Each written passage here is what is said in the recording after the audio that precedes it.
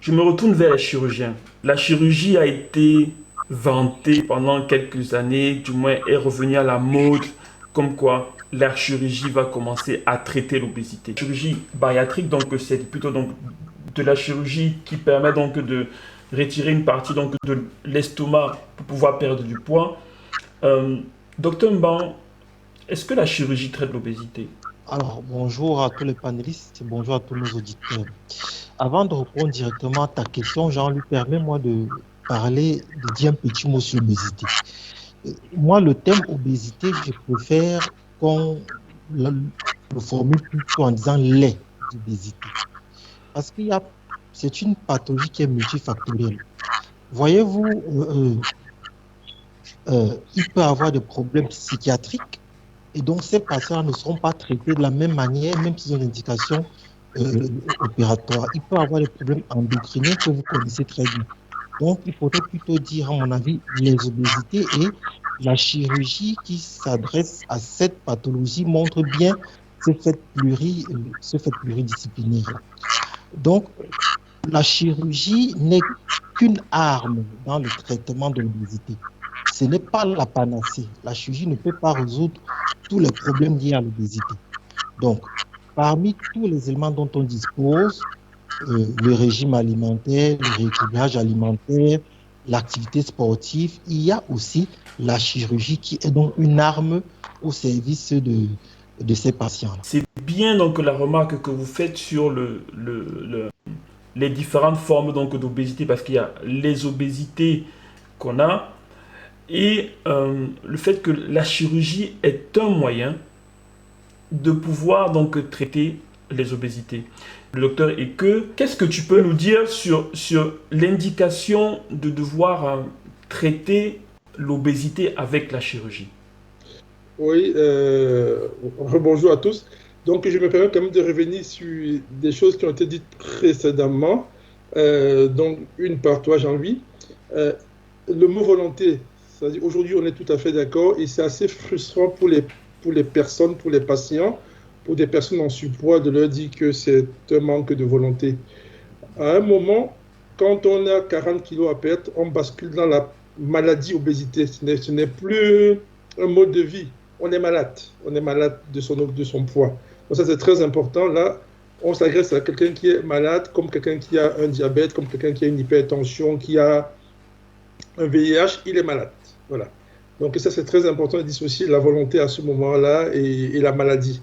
Ça, c'est une chose. Et la seconde chose qui a été dite, qui nécessite aussi une précision, c'est que finalement, nous, on va, nous, en tant que chirurgiens, on va s'agresser. La chirurgie a montré ses preuves dans le traitement de l'obésité morbide. C'est-à-dire que voilà, quelqu'un qui n'a pas, qui n'est pas en situation où, comme tu l'as dit Jean-Luc, où son obésité commence à poser un risque pour sa santé, ne doit probablement pas être proposé d'emblée pour ne pas doit pas considérer comme un échec de toutes les prises en charge médicales, de prises en charge comportementales de son obésité. Ces deux choses sont très importantes.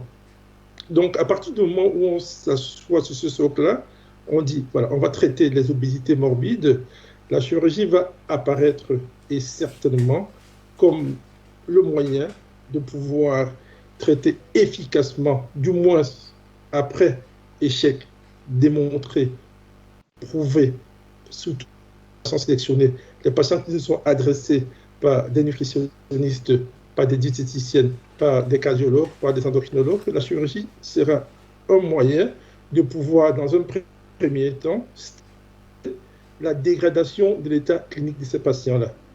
Voilà, comme ça que je vois les choses. Les deux chirurgiens l'ont dit, et même donc la nutritionniste, c'est pour ça qu'on est tous là, c'est une prise en charge qui est pluridisciplinaire. Il y a aussi des patients chez qui, malgré toute la volonté qu'ils ont eue pour perdre du poids, il leur a été difficile de perdre suffisamment de poids pour arriver dans les niveaux qui leur permettent d'avoir une santé correcte. Et ces patients-là sont souvent adressés vers les chirurgiens, mais avec un accompagnement tout autour, qui concerne donc la nutritionniste, le chirurgien la diététicienne, le psychologue, le psychiatre. Docteur Mban, de ton activité au Cameroun et de cette chirurgie-là, comment se fait l'accompagnement? Ou bien en premier, est-ce que la fréquence donc, des chirurgies de l'obésité augmente au Cameroun? Et quel type de patient tu reçois souvent? C'est-à-dire que c'est quoi le profil? Et l'accompagnement qui devait des guidelines, les recommandations, quelles sont celles qui sont utilisées au Cameroun pour ces patients-là? Alors, Jean-Louis, c'est depuis 2012 que la chirurgie bariatrique est pratiquée au Cameroun. C'est une parenthèse pour moi pour rendre hommage à celui qui en est l'instigateur, le docteur Omar Ounana, de l'hôpital de la Caisse Yaoundé, qui a une grande expérience et qui nous a tous initiés à cette pratique. Alors, depuis 2012, le nombre de patients ayant une chirurgie bariatrique est en constante augmentation. C'est quoi le profil de nos patients? On a fait plusieurs travaux dessus. L'âge moyen de nos patients, c'est 40 ans, avec la tranche 40-50 ans la plus représentée. À 93%, ce sont des femmes. Et qui, à 61%, travaillent dans le secteur privé et qui ont un indice de masse corporelle moyen de 44 kg par mètre carré. Ça veut dire un excès de poids dans moins de 64 à 65 kilos. Donc, voilà un peu le profil. Et j'allais rajouter, 62% sont issus de la province de l'Ouest Cameroun. Ça peut paraître banal, mais toutes les études sur l'obésité qu'on a faites dans notre pays ont bien montré qu'il y avait cette composante dont on n'arrive pas à bien expliquer l'origine. Donc, voilà à peu près le profil des patients que nous opérons. Bon, vous n'avez pas... Bon, les indications, en termes de chiffre de l'obésité, il y a des indications absolues, des indications relatives. Nous nous cantonnons aux indications absolues, c'est-à-dire quoi? Deux catégories de patients, soit des patients qui ont un indice de masse corporelle supérieur à 40, c'est-à-dire une obésité morbide, soit ceux qui sont entre 35 et 40 et qui ont déjà eu des échecs d'un traitement médical, d'un régime bien conduit. Parce que lorsque le régime n'est pas bien conduit, on les accompagne plutôt dans le sens de bien le faire. On ne va pas d'emblée à la chirurgie. Donc, voilà les indications absolues sur lesquelles nous cantonnons. Mais dans la littérature, il faut savoir qu'il y a d'autres indications qu'on peut considérer comme relatives. Des patients qui ont entre 30 et 35, qui ont eu des échecs de traitement bien conduits et qui sont désireux d'avoir tout de suite une perte pondérale, surtout aux États-Unis.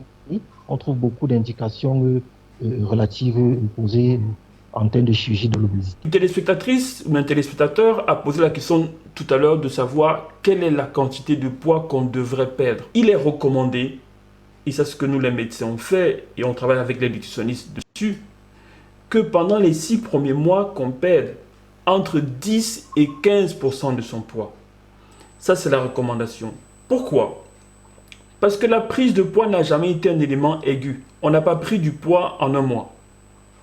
Donc il n'est pas nécessaire de perdre du poids en un mois. La prise de poids a été progressive. Il faut permettre au corps de s'adapter progressivement. Maintenant, la chirurgie, elle est drastique. Elle fait perdre du poids de manière drastique. Donc, docteur Alain, combien de kilos on perd en moyenne progressivement, et à partir de quel moment il faut commencer à s'inquiéter que la perte peut être trop importante? Oui, c'est intéressant cette observation, d'autant plus que nous, depuis 2 ans, depuis 2018, nous avons arrêté dans l'équipe avec qui je travaille, avec laquelle je travaille, nous avons arrêté de se focaliser sur le poids à la balance. C'est-à-dire que les patients, dès la première consultation, dès qu'ils rentrent dans le process d'un traitement, c'est-à-dire qu'on va se mettre d'accord, c'est les patients qui ont déjà eu un suivi diététique, un suivi psychologique, nutritionnel, tout ça, et qui sont agressés par le médecin nutritionniste ou l'endocrineur pour une prise en charge chirurgicale. Ces patients ont, dès le départ, une impédance. une impédance où on a la masse grasse, la masse maigre, la masse musculaire squelettique de départ. Je rappelle juste donc pour nos téléspectateurs donc, qui nous suivent par rapport au mot impédance, que comme il a bien expliqué, c'est une compréhension de tous les éléments qui vont rentrer dans ce qu'on appelle le poids. Donc il y a les os qui ont un poids, il y a les muscles qui ont un poids, et tout ça, donc il y a la graisse qui a un poids, et c'est tout ça qui est rassemblé un peu dans le thème de compréhension donc de impédance, pour voir un petit peu si quand on doit perdre du poids, où est-ce qu'il faut perdre? Quels sont les éléments qui peuvent servir à perdre du poids? Je t'en prie, Alain, vas-y. Oui, c'est exact, c'est exact. Merci beaucoup pour avoir mieux expliqué les choses. Et ensuite, ces patients, déjà, ce qui fait que depuis 2018, nous avons sorti, nous avons extrait un facteur de bon ou de mauvais pronostic. Les patients dans leur préparation chirurgicale, qui va durer minimum 6 mois, où ils sont suivis de façon mensuelle ou trimestrielle par la diététicienne, la psychologue, on va déjà voir ceux qui vont diminuer leur masse grasse, sans perdre la masse maigre, c'est-à-dire qu'ils respectent les consignes. Ils vont les accompagner après la chirurgie. Et ensuite, les patients ou les patientes sont opérés. À 1 mois, on refait les mêmes mesures et on voit comment se décroche la masse grasse et la masse maigre. On sait très bien, d'après nos données aujourd'hui, c'est que pendant les 3 premiers mois où les patients doivent reprendre une activité sportive intensive, la perte, la masse grasse et la masse maigre sont presque contemporaines. Ils vont perdre autant de graisse que de muscle. À partir de 3 mois post-opératoire, la perte de la masse grasse va s'accélérer et la masse maigre doit absolument commencer à stagner. Ça doit pouvoir se concentrer. En d'autres termes, donc ce que vous dites, parce que donc, nos téléspectateurs donc, ne sont pas tous habitués au thème masse maigre et masse grasse, en fait, il y a une perte donc, de tout ce qui est du gras et de tout ce qui est du muscle après donc, les 3 premiers mois donc, de la chirurgie, qui sont à peu près équivalents, à peu près la même quantité. Après, la perte de tout ce qui est gras s'accentue, mais il faut que la perte du muscle s'arrête, ou bien qu'on recommence à gagner du muscle, parce que le muscle est nécessaire, comme les os, à transporter, du moins à porter notre corps. Je t'en prie, Alain. C'est exact. Et c'est à ce moment que nous autorisons à nos patients de reprendre une activité physique régulière, une activité sportive, j'aime pas beaucoup ce mot, moi je préfère physique régulière, et nous pouvons les disputer aux prochaines mesures 3 mois plus tard en leur disant, attention, vous perdez trop de poids, ce n'est pas normal, ce n'était pas l'objectif qu'on s'était fixé. Vous avez perdu beaucoup de muscles, vous ne faites pas assez d'activité sportive ou activité physique, donc on les suit et on a le retour, c'est-à-dire qu'on a un retour en permanence de ce qui se passe. Ça nous a permis, parce qu'au départ, on ne comprenait pas, on était trop embrouillés, parce que les patientes nous disaient, oui, vous avez opéré ma collègue, elle a perdu 20 kilos en 3 mois, je n'ai perdu que 10, est-ce que c'est normal? En fait, on n'arrivait pas à apporter une réponse. Et c'est une confusion chez les patients. Et ça la diététicienne nous a beaucoup aidé là-dessus, parce que les patients, nous avons environ 40% des patients qui sont suivis par le cabinet, mais qui ne seront pas opérés parce qu'au départ, ils ont 15 kilos à perdre, ou bien 20 kilos, ou bien 10 kilos. Et ces patients-là, on les suit par cette méthode-là. On leur dit, voilà, on vous met dans un projet de perte de poids, accompagné par la diététicienne, accompagné par la psychologue, et on évalue, on les motive. Avant, on avait un coach sportif, mais ça coûtait trop cher, on a abandonné. On les motive dans le projet de perte de poids. Il y a un suivi dès le départ, avant même que la chirurgie se fasse. C'est-à-dire, comment est-ce que vous les aidez sans la chirurgie à perdre du poids? Avec la diététicienne, avec de l'activité physique, avec donc le suivi donc, du psychologue. Et je dirais même, la diététicienne est à une place cruciale parce qu'elle les apprend à manger. Le chirurgien, même s'il agit, il n'agit non seulement pas seul, mais avant la chirurgie, il y a tout un travail qui est fait. Et juste après la chirurgie, à 3 mois, à 6 mois, il y a un suivi encore qui se fait de manière sur la nutrition et sur le plan chirurgical, bien sûr, mais sur le plan donc du suivi de l'alimentation. Est-ce que je résume bien le fond de ta pensée, Alain? Ah oui, c'est effectivement ça. Donc finalement, les patients qui seront pris en charge chirurgicalement seront revus tous les 3 mois par mois. Et dès qu'ils arrivent en consultation, moi, je leur fais une impédance. J'imprime l'impédance. Ils vont voir la diététicienne. Je fais mes remarques dessus. Ils vont voir la diététicienne et la psychologue ensuite avec les résultats de l'impédance qui va effectivement en parler avec eux. Et ensuite, nous, on fait systématiquement un bilan nutritionnel pour quand même, parce que je pense que la perte de poids, comme l'a dit tout à l'heure Ricardo, comme l'a dit Valérie, et comme l'a dit Aurélie, c'est très, très... Moi, j'ai trouvé que leurs témoignages sont des témoignages qui sont très, très pertinents. En fait, la perte de poids ne peut pas se faire de façon anarchique. Dès que ça se fait de façon anarchique, de façon déstructurée, ça ne marche jamais. Nous, alors, comme on a quand même accès, on a la possibilité, les patients ont les prises de sang qui sont remboursées, donc il y a une albumine pour calculer la teneur l'albumine, comme tu pourrais expliquer tout à l'heure, l'albumine, la préalbumine, la CRP, le côté inflammatoire. Donc tous les 3 mois, on a ces données-là qu'on va corréler, qu'on va associer à l'impédance, on va associer surtout, parce que Valérie a beaucoup insisté sur l'eau, puisque notre balance permet d'avoir la répartition en eau à l'intérieur de nos cellules, à l'extérieur de nos cellules et dans tout notre corps. Donc, vraiment, les patients, pas qu'on dise qu'ils ne disent pas la vérité, mais on a les données factuelles.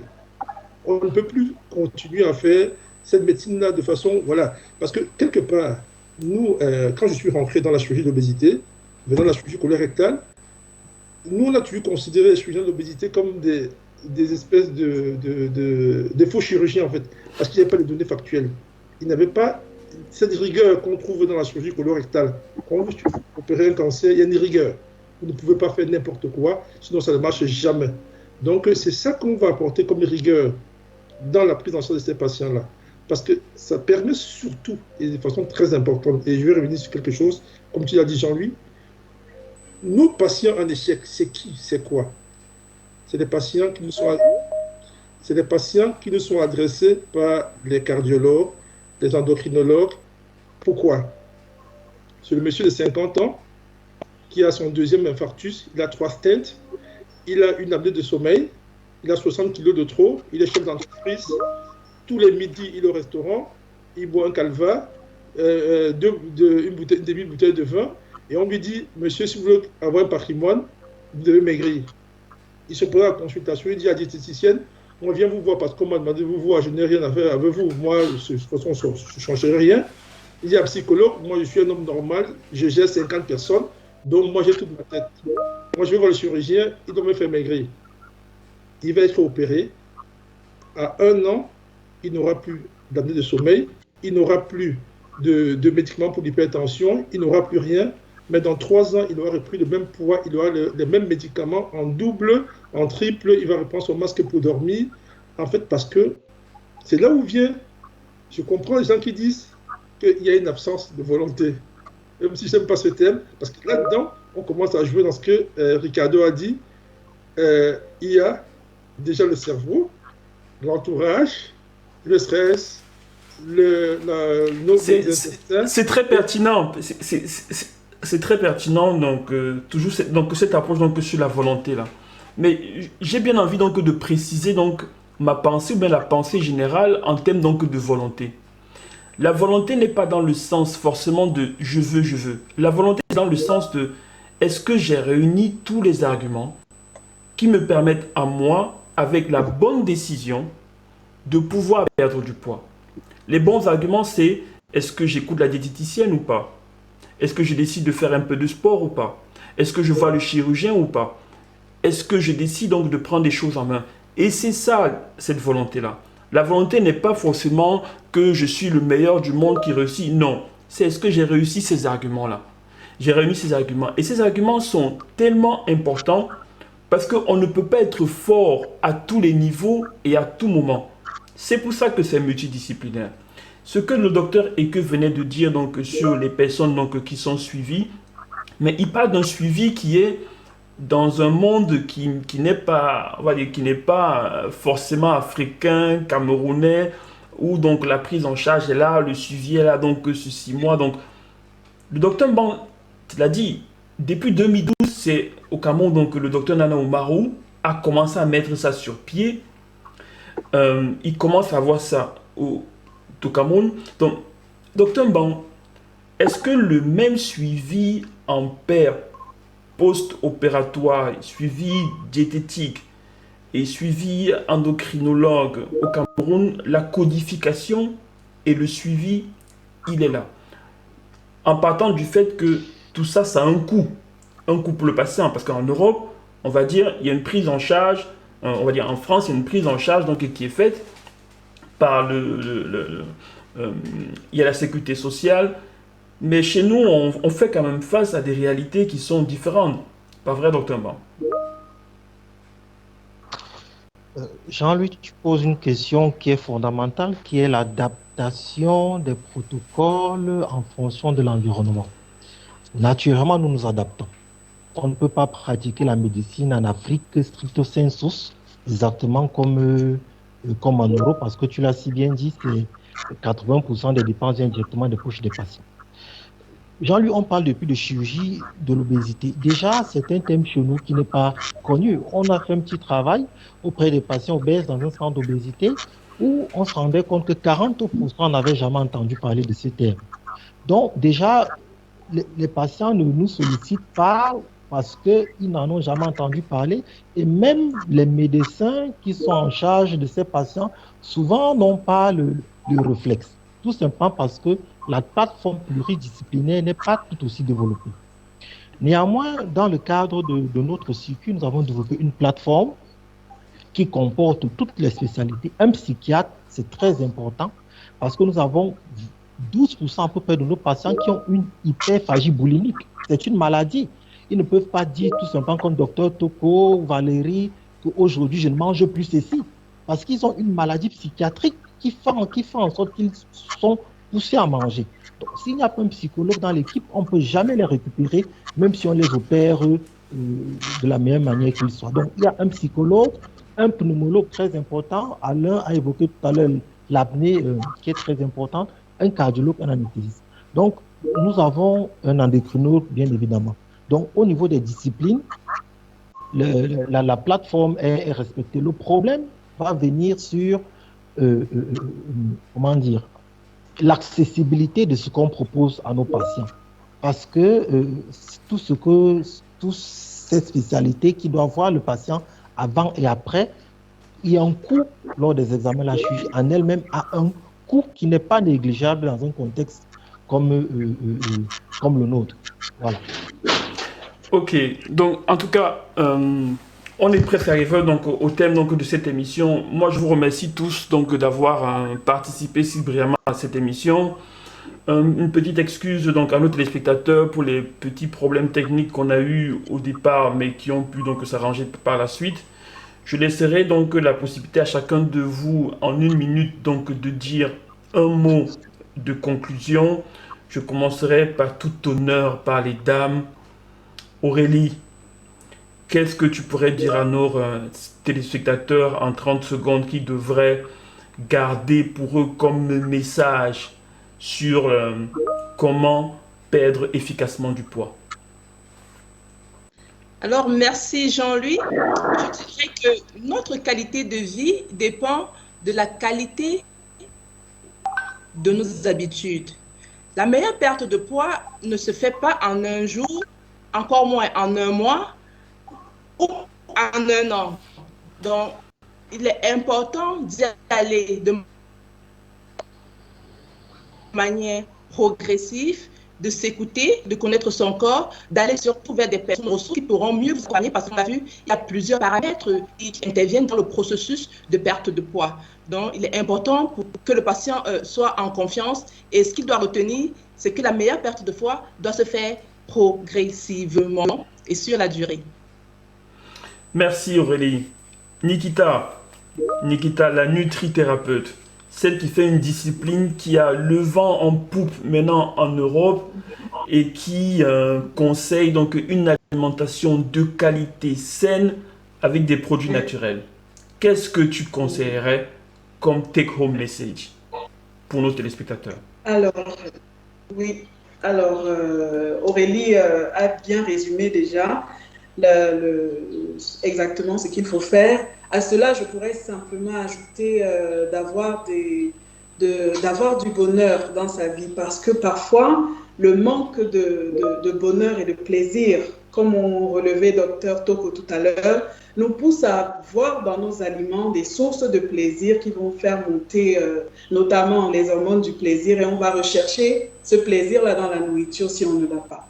Donc, à côté de cela, il faut avoir du bonheur dans sa vie. Si on n'en a pas, il faut éliminer, gérer les stress au quotidien.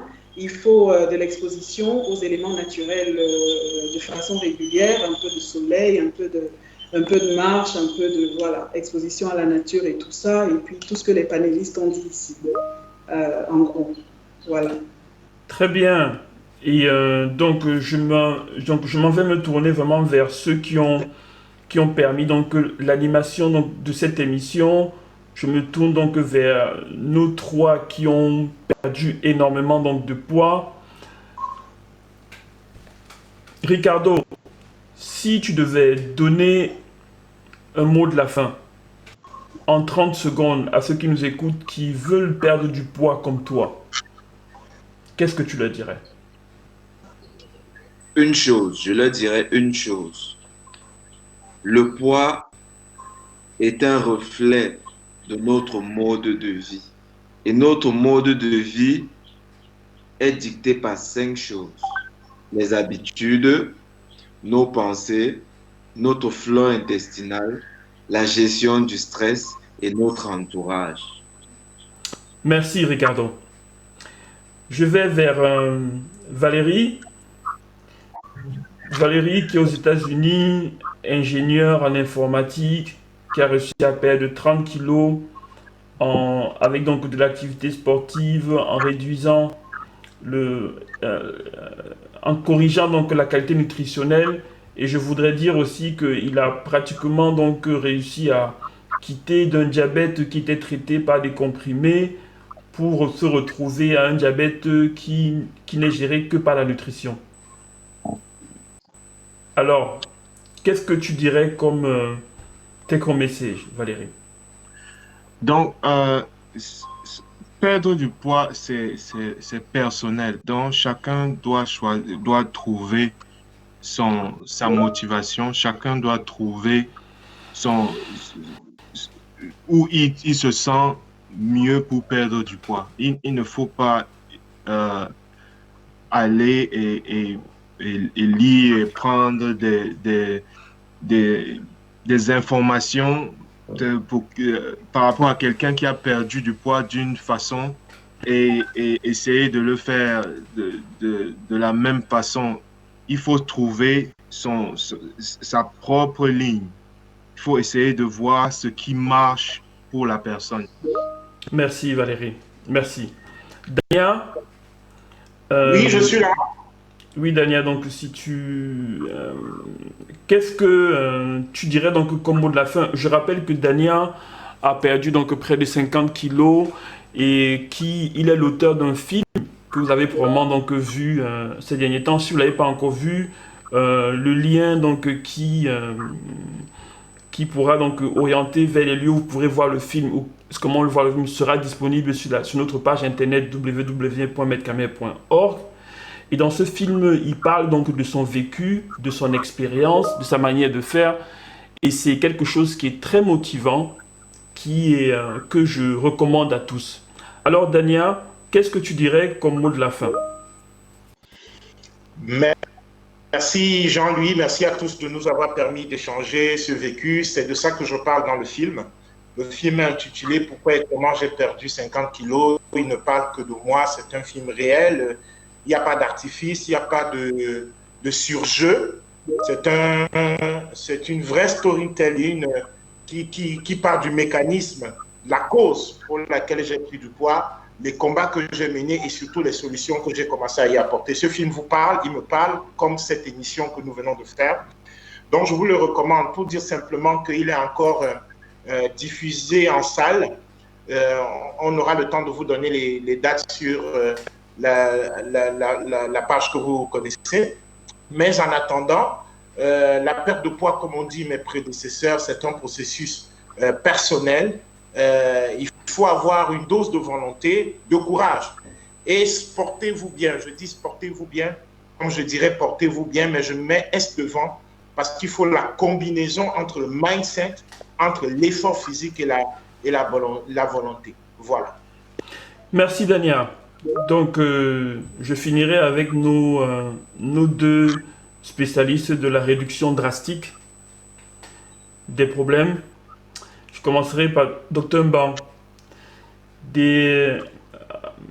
On a entendu donc ton appel pour pouvoir dire aux professionnels de la santé du Cameroun qu'il existe de la chirurgie bariatrique au Cameroun et que les chirurgiens bariatriques ne peuvent être efficaces que si on les réfère des patients. Donc médecins généralistes, médecins spécialistes, si vous avez en face de vous des patients dont il existerait une indication pour un traitement chirurgical de l'obésité, il faut pouvoir les référer. Donc le Dr Mbang est au CHU de Yaoundé.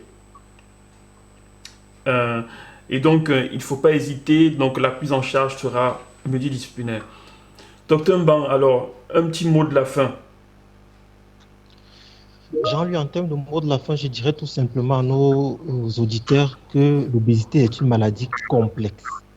Il faut, pour la plupart des patients, se faire aider pour pouvoir s'en sortir. Se faire aider par des nutritionnistes, des endocrinologues, des cardiologues, des psychologues et aussi par un chirurgien qui peut, dans certains cas, apporter une touche à cette approche pluridisciplinaire.